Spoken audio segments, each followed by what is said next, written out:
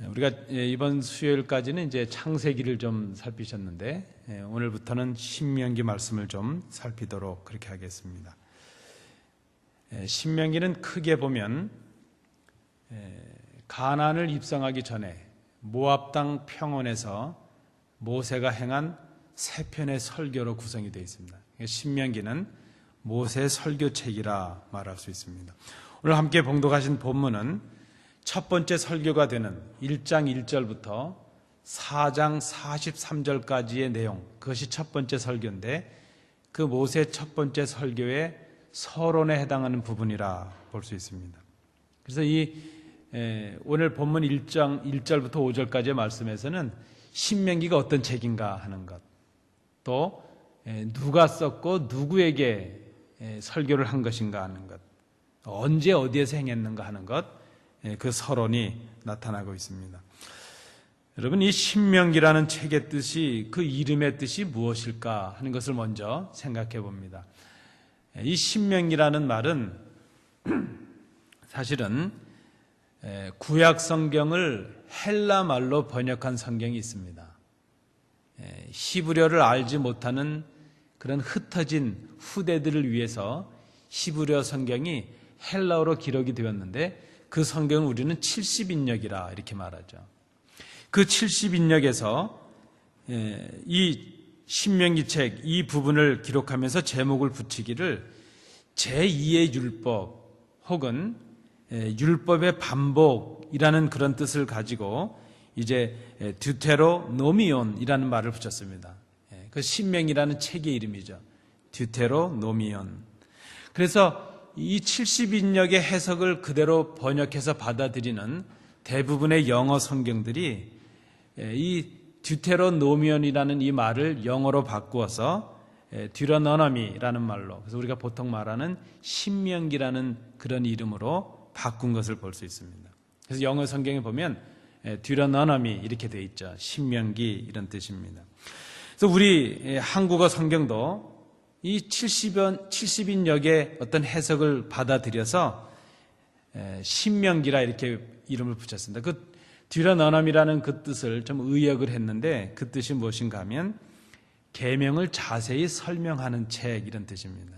그래서 지금 우리가 가지고 있는 성경에 신명기라는 이름은 계명을 자세히 설명한 책 이런 뜻이 있습니다. 그런데 사실 이것은 엄밀히 보면 신명기의 제목이라 이렇게 말할 수는 없죠. 왜 그런가 하면 대부분의 구약 성경들은 구약 성경이 시작하는 각 책이 시작하는 1장 1절의 첫 단어들로 제목을 붙입니다. 그래서 창세기 그러면 창세기를 처음 시작하는 단어가 그런 뜻이거든요. 태초에라는 뜻이거든요. 그러니까 오늘 이 신명기에 보면 처음으로 시작되는 1장 1절의 단어가 무엇인가 하면 엘레 하드바림이라는 말입니다. 하라는 말은 정관사고 하드바림, 이 말은 다바르라는 말에서 온 것인데 말씀이라는 뜻이죠. 엘레 하드바림. 원래는 우리가 보통 히브리의 전통을 따른다면 바로 이 신명기의 제목은 엘레 하드바림, 그것이 제목이 됩니다. 그 뜻이 무엇인가 하면 이것은 말씀이다 하는 뜻입니다. 그러니까 우리가 신명기라고 이름 붙인 이 책이 히브리어 성경의 제목으로 하면 이것은 말씀이다 이런 뜻으로 볼 수 있습니다. 말씀, 신명기가 무엇이냐? 신명기는 말씀 이렇게 말할 수 있죠. 여러분, 신명기가 무엇이죠? 신명기는 말씀입니다. 그래서 특별히 선포된 말씀, 하나님께서 직접 말씀하셔서 기록된 말씀이 아니고 모세가 선포한 말씀, 모세가 설교한 말씀, 그것이 바로 신명기의 책이라는 것입니다. 모세가 해설해서 하나님의 말씀을 듣고 하나님의 계명을 받아서 그 말씀을 백성들에게 풀어주고 해석해서 선포해 준 말씀, 그것을 신명기라 이렇게 기록하고 있습니다. 그래서 신명기는 하나님의 말씀이라 이렇게 볼 수 있죠. 말씀. 여러분, 설교가 하나님의 말씀임을 생각할 수 있어야 됩니다. 신명기는 모세의 설교집이라 이렇게 말할 수 있습니다. 자, 신명기가 어떤 책인가 하는 것을 말씀한 후에 이제 그 1절 이후에 이어지는 내용에 보면 이 말씀이 그러면 누가 설교한 것인가? 모세가 했다는 것이죠. 누구에게 한 것인가?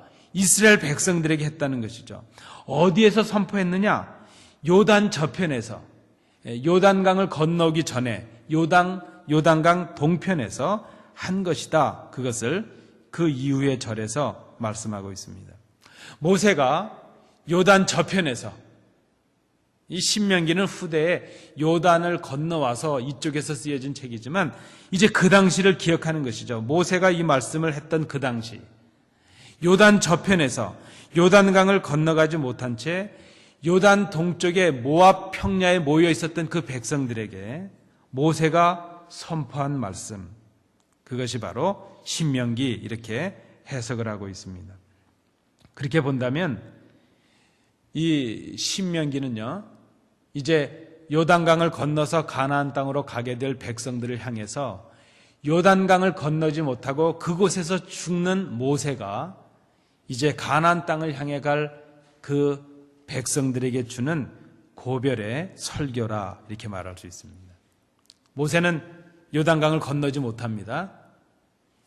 그 출애굽 1세대와 함께 이제 하나님을 거역한 죄값으로 모세는 느보산에서 죽음을 당하죠. 그러나 이제 그 후대들은 하나님의 약속대로 가나안 땅에서 넘어가게 되는데 이제 광야에서 죽는 백성이 아니라 그 요단강을 건너가서 가나안 땅에 살아가야 될 하나님의 백성들을 향해서 주는 모세의 마지막 설교, 그것이 신명기라, 이렇게 말할 수 있습니다. 그 이스라엘 백성, 애굽을 떠났던 이스라엘 백성들이 모압 평지에 이르기까지 40년이 걸렸다는 것입니다. 여러분이 얼마나 이것이 기막힌 일입니까? 오늘 본문에도 보면 호렙산에서 세일산을 지나서 가데스 바네아까지 10하루 길이라 그랬습니다. 그럼 출애굽한 백성이 지금 이 모압 평야에 이르기까지는 10하루 길이면 충분한데 이스라엘 백성이 지금 그 길을 40년이 걸려서 온 것입니다. 그 40년간 겪었던 그 지난 광야의 생활을 회상하면서 모세가 이스라엘 백성들에게 마지막으로 남기는 설교가 신명기입니다. 어떻게 보면 출애굽했던 1세대의 마지막 사람인 이 모세, 여호수아와 갈렙 외에는 가나안 땅을 밟지 못했고 모세마저도 이제 광야에서 죽어질 수밖에 없는데 그 출애굽의 마지막 사람인 모세가 가나안 땅에 들어가는 신세대를 향해서 이제 마지막으로 죽는, 정말 피를 토하듯 내뱉는 그 설교, 그것이 바로 신명기입니다. 너희들이 바로 가나안 땅에 들어가 살게 될 때에 지켜 행해야 될 너희의 삶의 원리, 너희가 꼭 지켜야 될 삶의 도리가 바로 이것이다. 그것을 선포한 말씀, 이런 제목으로, 신명기라는 제목으로 이스라엘 백성들에게 주었다는 것입니다. 오늘 2절 말씀에 보면 호렙산, 신의 산이죠. 호렙산에서 세일산을 지나 가데스 바네아까지 10하루 길이었다 그럽니다. 여러분 아시는 대로 이 가데스 바네아라는 곳이 어떤 곳입니까? 신의 산을 떠나온 이스라엘 백성들이 머물면서 이제 가나안 땅을 향해서 12명의 정탐꾼들을 보냈던 그 장소가 바로 가데스 바네아라는 곳이었습니다. 바로 그곳에서 거기까지 10하루 길이면 충분한 그 길을 지금 40년이나 걸려서 오게 되었습니다. 광야를 방황하고 유리하게 되었습니다. 오늘 본문 3절에 보면 그 이스라엘 백성들이 가졌던 광야의 그 방황 40년을, 그 유랑을 그대로 표현하고 있습니다. 40째 해 11째 달 그 달 첫째 날에 출애굽하고 40년 11월이 되는, 거반 41년이 되는, 만 40년이 지나는 동안 이스라엘 백성은 광야에서 헤맬 수밖에 없었다는 것입니다. 출애굽했던 그 이스라엘 1세대 백성들이 다 죽어지기까지 고통을 보내야 됐고 시간을 보내야만 했다는 것입니다. 광야를 헤매는 그 고통을 겪은 후에 애굽을 나온 지 40년이 지난 후에 이제 모세는 요단강을 건너가는 그 이스라엘 백성을 향해서 자신에게 주셨던 하나님의 명령을 설교하고 있는 것입니다. 여러분, 이스라엘 백성이 얼마나 비싼 수업료를 냈는지 모릅니다. 그저 10하루길이면 충분한 그 길을 40년을 헤매는 동안 고난을 당했습니다. 고통을 당했습니다. 하나님의 인도하심에 대한 그 뜻을 깨닫지 못하고 불순종한 백성들이 당했던 그 고통은 이루 말할 수가 없었습니다. 비록 광야의 눈물을 맛보았고 죽음을 맛보았지만 그러나 그것은 약속의 땅에 이르게 하시려는, 하나님만을 섬기게 하시려는, 하나님만을 섬기는 정결한 백성을 만드시려는 하나님의 인도하심이었다는 것입니다. 그 비싼 수업료를 내고 이제 요단강을 건너게 되면 너희들이 이제 목숨처럼 지키고 살아가야 될 것은 바로 이 말씀, 하나님의 말씀이라는 것을 이스라엘 백성들에게 풀어서 가르쳐주고 있습니다. 4절 말씀에 보면 광야의 생활 가운데서 이스라엘의 진군을 막았던 두 왕을 언급하고 있습니다. 시혼과 옥이라는 왕입니다. 그 왕들이 이스라엘의 진군을 방해하다가 이제 하나님께로부터 멸망을 받은 사건을 언급합니다. 비록 이스라엘이 광야의 고통 가운데 있었지만 그 고통이 바로 하나님의 인도하심이었다는 것을 증거하고 있습니다. 이스라엘을 약속의 땅으로 인도하시는 것, 그것이 하나님의 언약이요, 그 언약을 이행하시는 신실하신 하나님의 뜻이었다는 것을 드러내고 있습니다. 여러분, 가나안 땅을 가기 위해서 이스라엘 백성이 이루 말할 수 없는 고난을 당했는데 그 하나님의 백성들이 당하는 고난은 하나님의 인도하심 속에 있는 것을 우리가 기억해야 될 것입니다. 정결한 백성으로 하나님의 약속의 땅에 이르게 하시려는 하나님의 인도하심이 있습니다. 이제 모세가 5절 말씀에 보면 요단 저쪽 모압 땅에서 이 율법을 설명하기 시작했다. 그 1절에 선포된 말씀이 무엇인가? 그것을 말씀을 합니다. 하나님께서 주신 그 율법, 하나님께서 주신 그 계명을 설명한 것이라는 것이죠. 그것이 바로 선포한 말씀이었다는 것입니다. 여러분, 여기 설명한다 하는 말이 5절에 쓰였는데요. 이 설명한다 하는 이 말은 다른 의미를 갖는 말인데 돌에 새긴다 하는 뜻이 있습니다. 이 베르라는 말인데요. 베르. 모세가 설명했다는 이 말은 그 말씀을 듣는 백성들의 마음에 새기겠다는 것이죠. 우리가 신비라는 말을 쓰지 않습니까? 마음의 그 바탕에 새기는 것이죠. 우리가 뭐 글들을 돌 비문에도 이렇게 새기지만 우리 신비에 마음에 새기는데 설명해 줬다는 것은 그 이스라엘 백성들의 마음에 박히도록 그들이 간직하도록 마음속에 새겨 주었다는 뜻이 있죠. 적는다는 뜻도 있습니다. 돌판에 뭐 우리 종이에 글을 적는 것처럼 그들의 심령에 적을 수 있겠다는 것이고, 또 다른 의미로는 오늘 우리 성경이 번역한 것처럼 설명하다, 해석하다, 풀이하다 그런 뜻이 있습니다.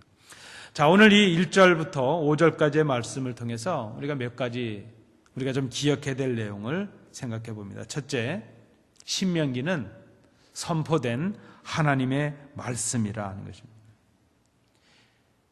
이스라엘 백성이 가나안 땅에 가지고 들어가야 될 것이 무엇인가? 이스라엘 백성이 광야를 지나는 동안 하나님께서 버리시게 한 것이 무엇이죠? 버리게 한 것이 무엇입니까? 애굽으로부터 가져왔던 모든 장신구들, 우상을 생각하게 하고 애굽을 생각하게 하는 모든 것들을 다 버리게 했습니다. 우상을 섬기려는 그런 마음들 다 버리게 하셨습니다.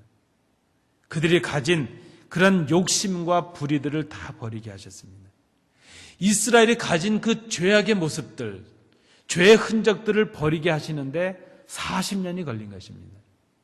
이제 그 모든 것들을 다 버린 이스라엘 백성에게 한 가지 그들이 가지고 들어가야 될 것을 모세를 통해 선물로 주시는데 그것이 바로 말씀이었다는 것입니다.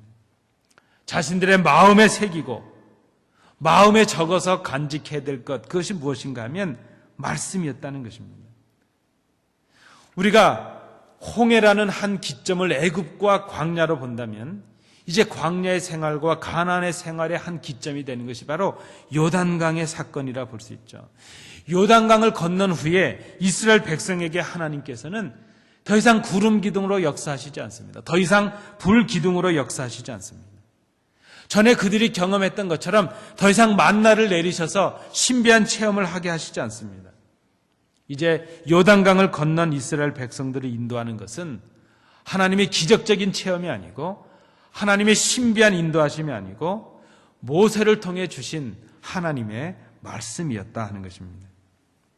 이제부터 이스라엘 백성이 의지하고 기억해야 되는 것은 구름 기둥이 아니고 불 기둥이 아니고 그저 지팡이로 반석을 치면 물이 나오는 그런 신비한 체험이 아니라 모세를 통해 주신 하나님의 말씀이었다는 것입니다.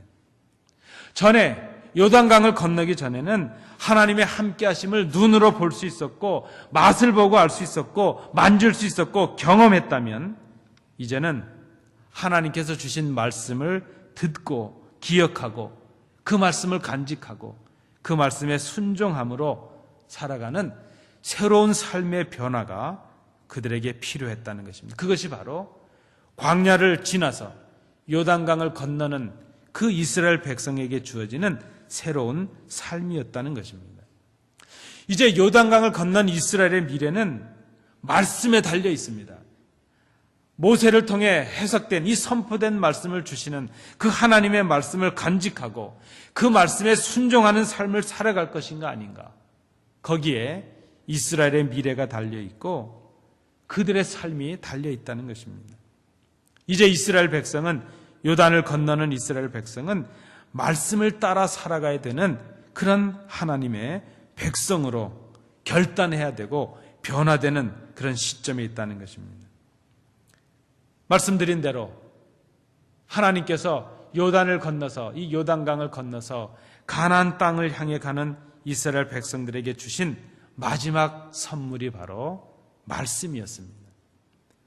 모세가 자기의 몸을 그 광야 땅, 요단을 건너지 못하는 그 광야 땅에 묻고서 자기의 목숨을 대신해서 전해주고 있는 것, 그것이 바로 하나님의 말씀이었습니다. 하나님의 뜻이 담겨있는 말씀, 이스라엘의 새로운 삶의 기준이 되고 원칙으로 삼아야 되는 말씀, 바로 그 말씀이 지금 그 모든 내용이 신명기의 내용이라 말할 수 있습니다.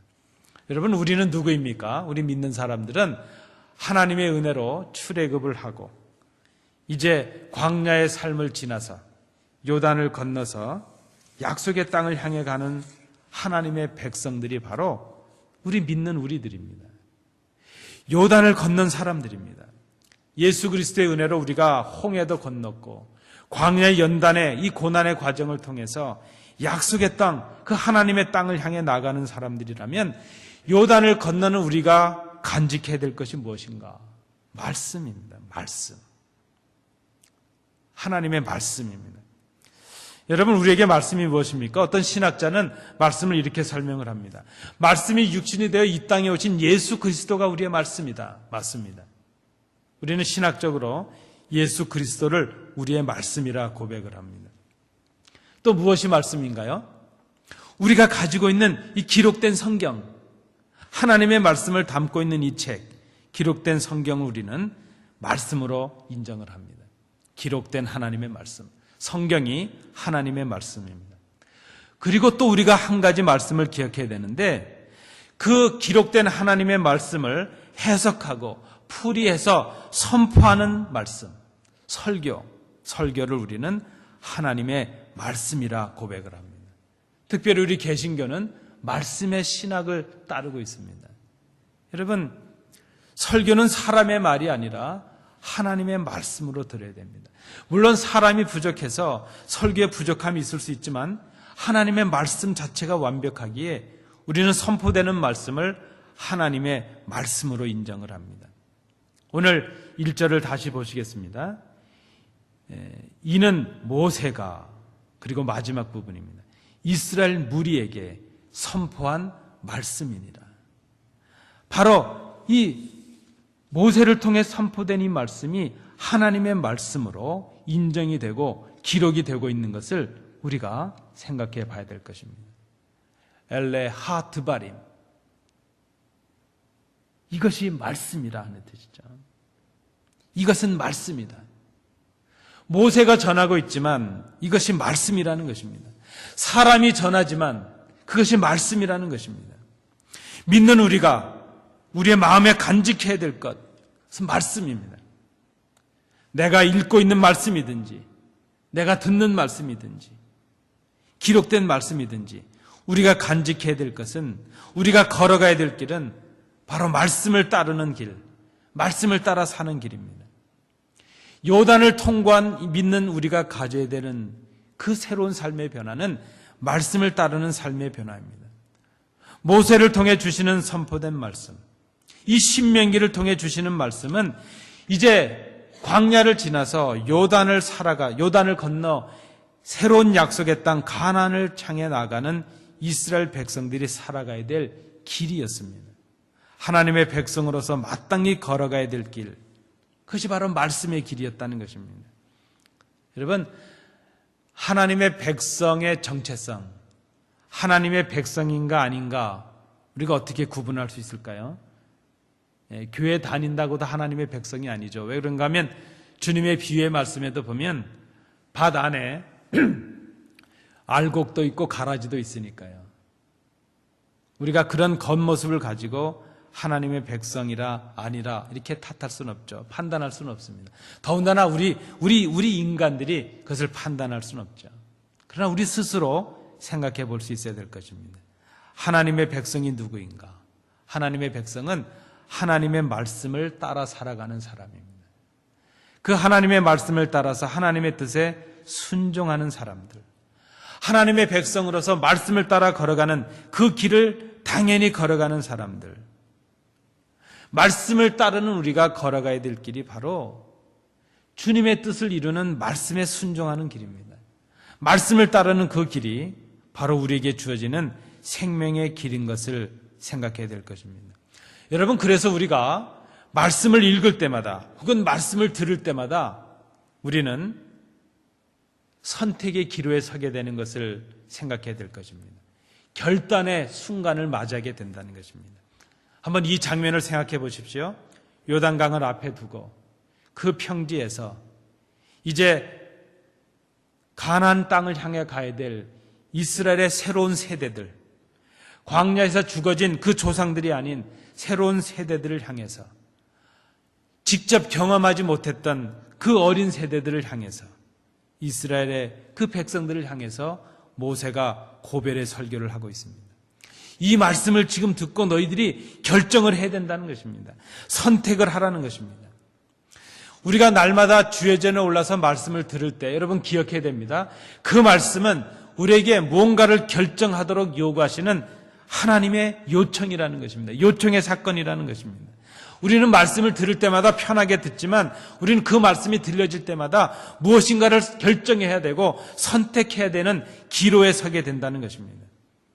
요단강을 중심으로 해서 요단 이편에 머물 것인가, 말씀을 가지고 요단강을 건너서 저 약속의 땅을 향해 갈 것인가.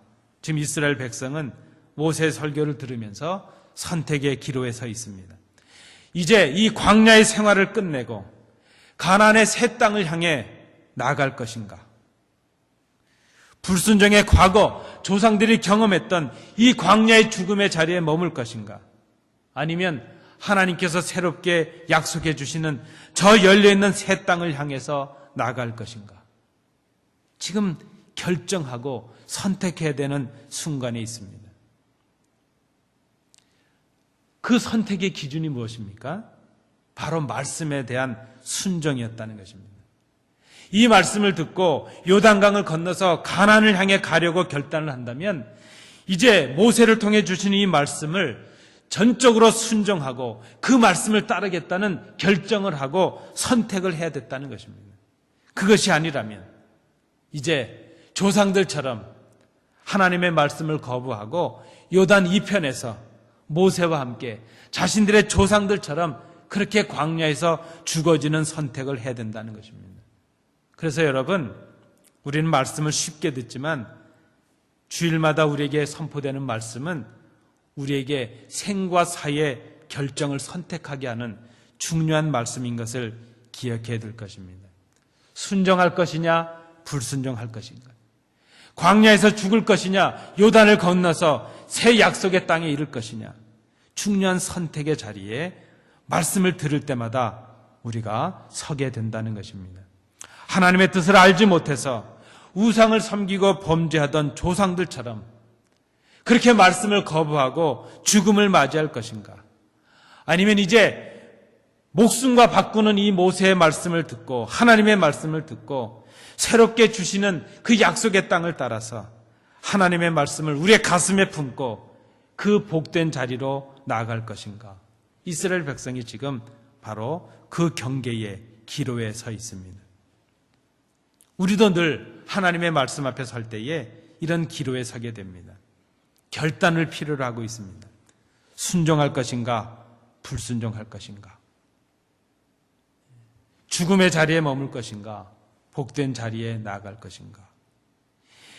10하루길이면 충분한 그 길을 40년이나 걸렸던 그 조상들의 불순종을 보았다면, 그 조상들의 죽음을 교훈 삼아서 이제는 그 죽음의 자리를 벗어나서 하나님의 약속의 자리로 나아가라는 모세의 피 끊는 설교가 바로 신명기의 말씀입니다. 요단 동편에서 가나안을 넘지 못한 채 이제 가나안 땅을 향해 살아가 될 그 후대들에게 전하는 모세의 말씀. 여러분, 말씀을 전하는 이 강단에 서는 이 말씀 설교자들이 모세와 같은 이 심정이 있어야 될 것입니다. 이제 함께하지 못할 그 미래이지만, 자신은 비록 이 땅에 죽어지고 백성과는 헤어지겠지만 요단강을 건너서 새 세계를 맛보고 살아가야 될 그 백성을 향하여 마지막으로 피 끊는 설교를 모세가 전하고 있습니다. 그 내용이 바로 신명기입니다. 우리가 앞으로 이 신명기를 하나님의 말씀으로 함께 공부하고 또 이 말씀을 통해 살아계신 하나님의 음성을 듣기를 간절히 원합니다. 모세가 선포한 말씀, 바로 그 말씀, 가나안을 향한 이스라엘이 따라야 될 생명의 말씀이었다는 것입니다. 오늘 우리가 간직해야 될 믿음의 근거가 바로 이 말씀입니다. 사랑하는 성도 여러분, 이 말씀을 신비에 새기셔서 이제 하나님의 약속의 땅을 소유하시는 복된 성도들 되시기 바랍니다. 우리 이 시간 주신 말씀을 생각하시면서 함께 기도하시겠습니다. 하나님 아버지, 하나님의 말씀이 우리의 생명의 길임을 기억하게 하옵소서. 선포되는 말씀을 하나님의 말씀으로 듣고 그 말씀에 순종하는 가나안의 백성들이 되게 하옵소서. 우리가 이 기도 제목을 가지고 합심해서 기도하시겠습니다. 은혜로우신 아버지 하나님, 오늘 이 저녁에 저희들에게 주신 하나님의 말씀을 생각합니다. 모세를 통해 선포하신 그 말씀이 바로 우리에게 주신 하나님의 말씀임을 기억합니다. 요단을 바라보며 가나안 땅을 바라보며 광야에서 죽어지는 그 모세가 이제 자신과 함께하지 못할 이스라엘 백성을 향하여 마지막으로 남기는 피 끓는 절규인 것을 저희들이 생각합니다. 아버지 하나님, 모세와 같은 심정으로 이 말씀을 증거합니다. 그리고 이스라엘 백성들처럼 이 말씀을 이제 결단하는 복된 성도들 될 수 있도록 인도해 주시옵소서. 우리의 마음에 새기고 이제 우리가 간직해야 될 것이 바로 말씀인 것을 기억하게 하옵소서. 우리의 삶의 원칙이 되고 우리의 삶의 기준이 되고 우리가 마땅히 행해야 될 도리가 이 말씀인 것을 기억하게 하옵소서. 우리의 신앙의 근거가 말씀이 되게 하시고 우리의 삶의 근거가 말씀이 되는 성숙한 성도들이 되게 하여 주옵소서.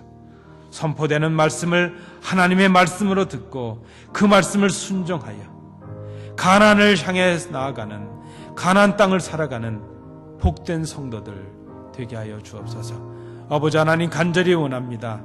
이 신명기의 말씀을 상고하는 동안 우리에게 주신 하나님의 음성을 듣는 저희들이 되게 하시고 전하는 자나 받는 자들이 하나님의 말씀 앞에 새로워짐을 경험하는 저희들이 될 수 있도록 인도해 주시옵소서. 아버지 하나님, 합심하여 기도하였습니다. 또 찬송하였습니다. 엎드려 기도하는 모든 성도들의 간절한 기도가 응답되게 하여 주옵소서. 주신 은혜 감사드리며 예수님 이름으로 기도하옵나이다.